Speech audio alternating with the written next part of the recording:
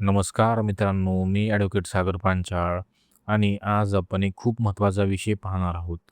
Cyber crime झाल्यास तक्रार नेमकी कुठे आणि कशी करायची?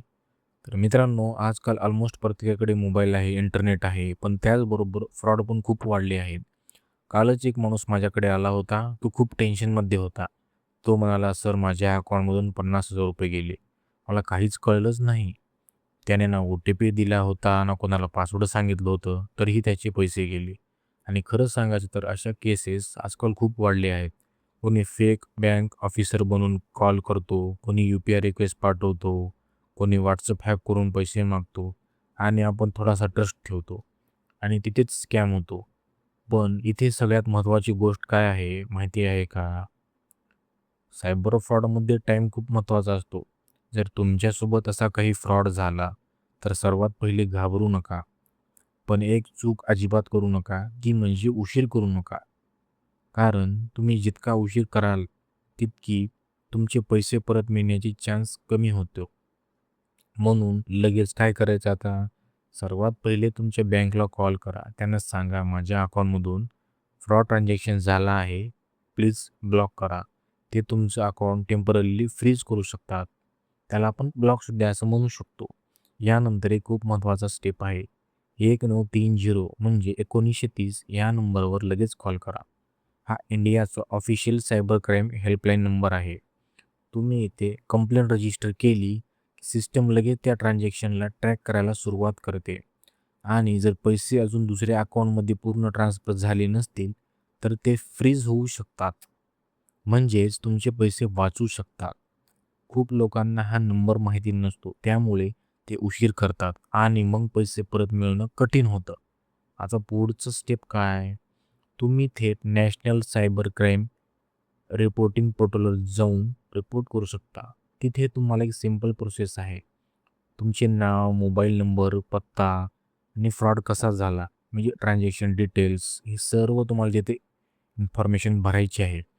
आणि जर तुमच्याकडे स्क्रीनशॉट असतील जसे की मेसेज, नंबर, काही पेमेंट केलेलं प्रूफ, त्याचा स्कॅनर, त्याचे फोटो काही जरी असेल तर ते तिथे अपलोड करायचं आणि सबमिट केल्यानंतर तुम्हाला एक कंप्लेंट नंबर मिळतो तिथे.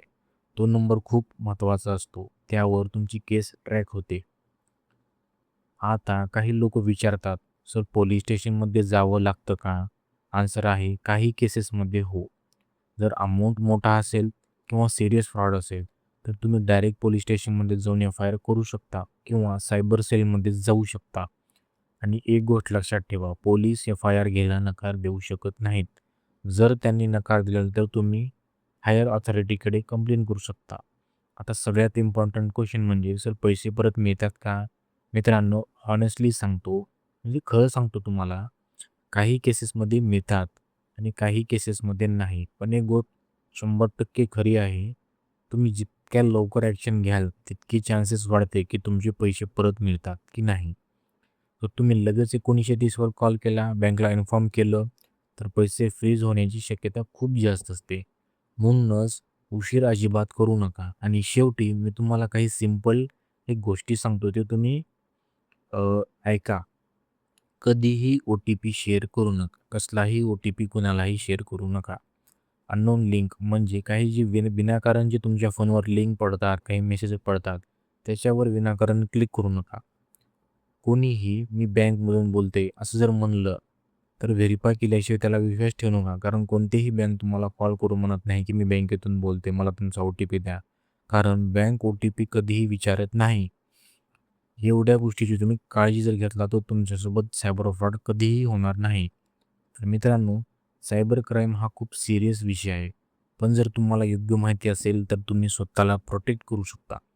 मी ॲडव्होकेट सागर पांचाळ. मी तुम्हाला नेहमी अशा सोप्या भाषेत कायदेशीर माहिती देत असतो.